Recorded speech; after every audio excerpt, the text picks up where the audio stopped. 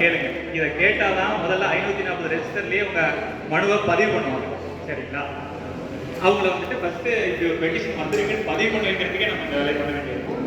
அதுக்கு மேலே இது அந்த லெட்டரை அது சார்ந்த துறை நீர்நிலைலாம் பார்த்தீங்கன்னா பிடபிள்யூடி கடத்தலாம், இவங்க கடத்தலாம், உள்ளாட்சித்துறை பஞ்சாயத்து வீடியோ அவங்க கடத்தலாம்.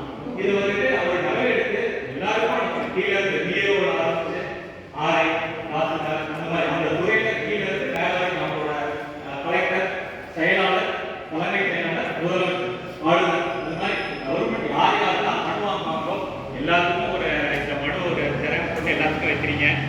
பின்னாடியே ஒரு 5 நாள் 10 நாள் விட்டு ஃபாலோ ஒரு ஆர்டிஐ போடுறீங்க. ஆர்டிஐ போட்டால் என்ன நடக்குதுன்னா உயரதிகாரி அதான் எல்லாமே வந்துட்டு இப்போ ஆளுநர், முதலமைச்சர், அவங்க செயலாளர்லாம் போடுற மனு என்ன ஆகுதுன்னா நீங்கள் பின்னாடி ஆர்டிஐ போட்டிங்கன்னா இப்படி நாங்கள் இந்த நடவடிக்கைக்காக ஃபார்வர்ட் பண்ணியிருக்கோம் அப்படின்னு ஒரு கவரிங் லெட்டர் வச்சு எல்லாம் கலெக்டருக்கு அனுப்புவாங்க. கலெக்டர் வந்துட்டு தாசில்தாருக்கு அனுப்பிச்சு இது என்னன்னு பார்த்து நடவடிக்கை எடுன்னு சொல்லுவாங்க. இதை நீங்கள் செஞ்சீங்கன்னாவே தாசில்தார் ஆஃபீஸில் நீங்கள் போட்டு ஒரு மனுவுக்கு கிட்டத்தட்ட ஒரு 20 லெட்டர் வெவ்வேறு இடத்துல இருந்து வந்திருக்கும். அவருக்கு ஒரு ப்ரெஷர் கிரியேட் ஆகும். இதில் இந்த இடத்துல ஏதோ ஒரு பதில் அவர் வழங்கியே ஆகணும் அப்படின்னு அவர் என்ன பண்ணுவார், லோக்கல் ஆர்ஐக்கோ இல்லை இவங்ககிட்டே போய் என்னன்னு பாருங்க, ஆக்கிரமிப்பு குறித்து ஆய்வு செஞ்சு எனக்கு அறிக்கை அனுப்புங்க அப்படின்னு கேட்பாரு. அவர் வந்துட்டு பார்த்துட்டு ஆமாம் ஆக்கிரமிப்பு இருக்கு இல்லை அதை ஏதோ சொல்லுவார். சரிங்களா? அவர் ஒரு அறிக்கை கொடுப்பாரு தாசில்தார்.